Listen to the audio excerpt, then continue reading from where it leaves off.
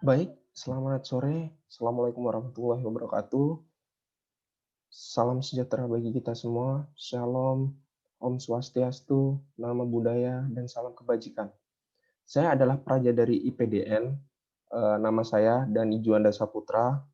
Saya pangkatnya adalah Nindya Praja atau tingkat 3 dari IPDN Kampus Sulawesi Utara. Untuk NPP saya 291673, nomor absen 28, dan dari kelas I5. Di sini mata kuliah saya adalah mata kuliah Statistika Sosial yang diampu oleh Bapak dosen Joni Pabisa, SPD, MAP. Baik, saya di sini akan memberikan contoh bagaimana cara mengerjakan sebuah soal dan juga memberikan penyelesaian tentang menguji analisis varian satu jalan atau analisis regresi. Baik, di sini saya akan membagikan screen-nya. Di sini saya sudah membuat sebuah contoh soal. Soal yang pertama, teman-teman dapat melihatnya di sini. Ya, ini biodata diri saya dan bisa dilihat di sini dari IPDN Kampus Sulawesi Utara. Untuk yang selanjutnya, saya membuat sebuah soal, yaitu adalah suatu perusahaan ingin mengetahui hubungan antara biaya produksi dengan hasil produksinya. Tabelnya berikut. Tabelnya sebagai berikut, di bawah ini teman-teman dapat melihatnya. Ada beberapa angka acak yang sudah saya tulis, sudah saya buat di sini.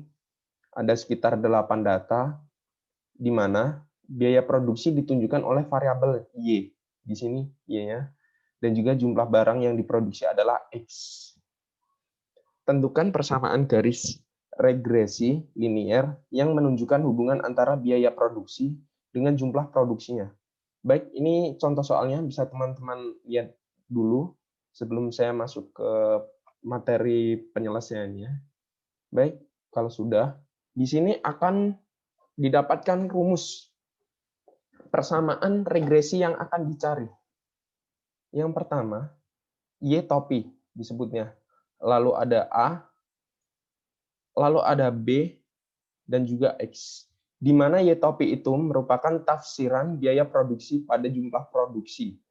Lalu A, biaya produksi apabila tidak berproduksi, dan B, perubahan biaya produksi apabila terjadi perubahan satu unit output. Untuk mempermudahkannya, maka akan disajikan tabel perhitungan atau biasa disebut kalau saya lihat di YouTube atau di link blog orang lain, itu akan disebut sebagai tabel penolong karena akan mempermudah kita. Karena di sini ditulis semua biaya produksi tadi dipindahkan ke sini. Ditulis 8 data tadi, lalu jumlah produksinya ditulis 8 data, lalu akan dijadikan perkalian antara jumlah produksi dan biaya produksi. Ini hasilnya akan didapatkan ini atau XY. Dan juga X kuadrat, di sini X kuadrat atau jumlah produksinya. Di sini Y kuadrat biaya produksinya. Setelah dikerjakan semua di total, kalau ini ke bawah, akan didapatkan sigma-nya 608 dari biaya produksi atau totalnya. Jumlah produksi sigma atau totalnya adalah 192. XY sigma-nya adalah 15.032. Lalu X kuadrat 4.902 dan Y kuadrat adalah 47.094. Jadi XY ini didapat dari perkalian ini dan ini, lalu X kuadrat didapatkan dari ini. Baik, kita akan melanjutkan semua ya ke penjelasan yang selanjutnya atau jawaban yang selanjutnya.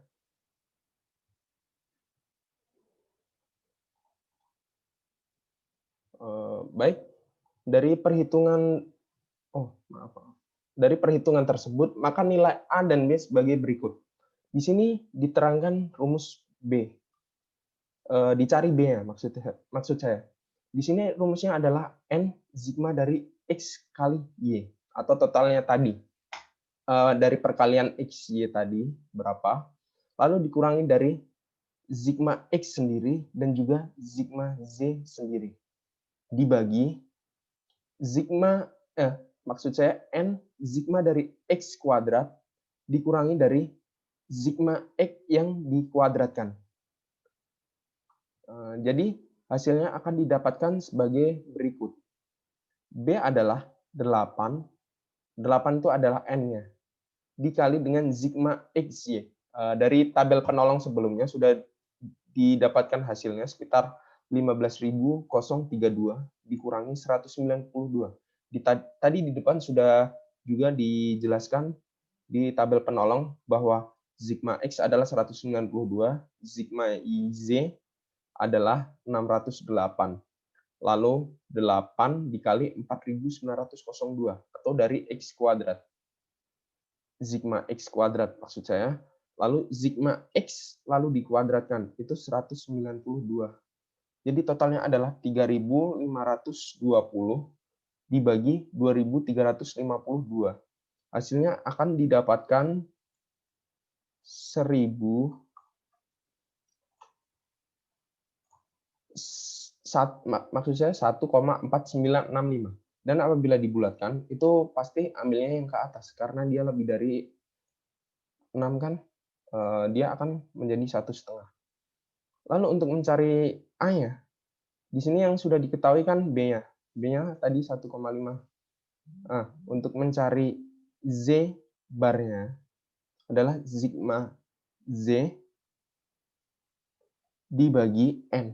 Di sini 608 itu didapat dari yang tadi, sigma Z yang di atas tadi juga 608 dibagi 8 N-nya itu. Sama dengan hasilnya 76. Setelah itu sigma X,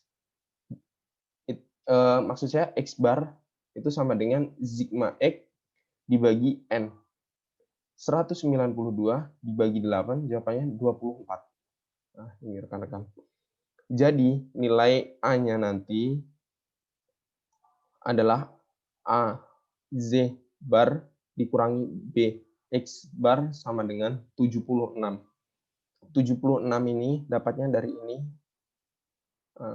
Setelah itu 1,5 dapatnya dari B. Karena yang dicarikan tadi sudah dicari B-nya. Hasilnya 1,5. Lalu untuk 24 kita masukkan ke sini. Atau X barnya. 76 dikurangin dari 1,5 dikali 24. Itu hasilnya adalah 36. Jadi 76 dikurangi 36 hasilnya adalah 40. Lalu 40 ini kan hasil A-nya. Nah, ini. Untuk rumus yang di depan tadi, rekan-rekan juga bisa melihat kan rumus yang sebelumnya tadi, kalau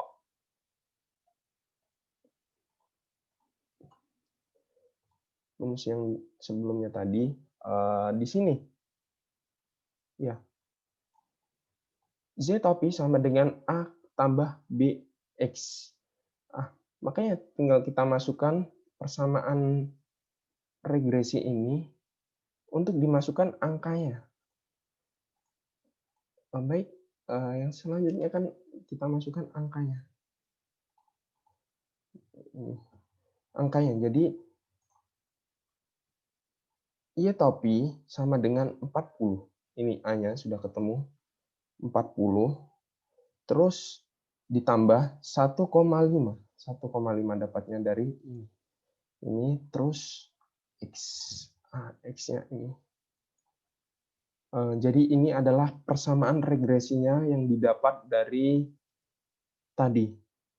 Hubungan antara total produksi dan juga biaya produksi dari sebuah perusahaan tersebut. Baik, untuk materi yang kedua mungkin saya akan membagi juga. Sebentar, saya akan membagi materi yang selanjutnya di sini. Di sini. Ini sama juga. Saya membuat soal ini sebagai contoh. Di sini adalah contoh soalnya. Yang selanjutnya adalah wali kota menganggap rata-rata harga jual gula pasir pada toko-toko grosir di daerahnya adalah 6.000 per kilo. Baik, 6.000 per kilo kita tandai karena ini merupakan angka dan diketahui bahwa standar deviasinya adalah Rp250 per kilogram. Anda sebagai mahasiswa FEUTA 45 Jakarta tidak yakin dengan pertanyaan wali kota tersebut, lalu mengadakan sebuah penelitian dengan mengambil sampel sejumlah 40 grosir, dan ternyata rata-rata harga gula pasir adalah Rp5.940 per kilo. Ujilah anggapan wali kota tersebut dengan tingkat taraf nyata atau alfanya itu 5%. Baik, di sini sudah saya tandai beberapa angka penting yang bisa menjadi penolong kita lah. Ibaratnya itu yang diketahui, tinggal kita nanti mencarinya dan memasukkannya ke rumus. Untuk yang selanjutnya. Di sini ada 5 langkah. Untuk langkah yang pertama, teman-teman bisa merumuskan hipotesis. H0 dibagi mu sama dengan 6.000 adalah harga rata-rata gula pasir sama dengan Rp6.000 per kilo. Untuk yang pernyataan selanjutnya, HA banding mu tidak sama dengan 6.000 atau harga rata-rata gula pasir tidak sama dengan Rp6.000 per kilogram, kurang dari atau lebih dari, bisa jadi itu pernyataannya. Yang selanjutnya, menentukan Z-tabel. Z-tabel ini adalah 100% dikurangi 5%, karena tadi sudutnya alfanya tadi 5%, atau luas satu kurva itu kan full 100% kan. Jadi 100% dikurangi dari 5% adalah 95%. Untuk yang selanjutnya adalah luas tengah kurva atau 50% dikurangi 5%. Hasilnya 95% dan 45%. Lalu dilakukan pengujian dua arah atau alfanya tadi 5% dibagi 2. Hasilnya 2,5% atau 0,025. Maka luas kurvanya menjadi 0,5 dikurangi 0,025. Karena ini 5%, itu sama dengan kan 0,5. Sedangkan 2,5% 0,025. Hasilnya akan didapat 0,475. Artinya luas 0,475 lebih dari sama dengan maksud saya maka tabel Z adalah 1,96. Lalu minus 1,96. Untuk ini yang langkah-langkah yang kedua. Untuk langkah yang ketiga, kita lanjutkan. Menentukan Z hitung. Atau Z hitung ini rumusnya adalah X dikurangi mu dibagi to per akar N.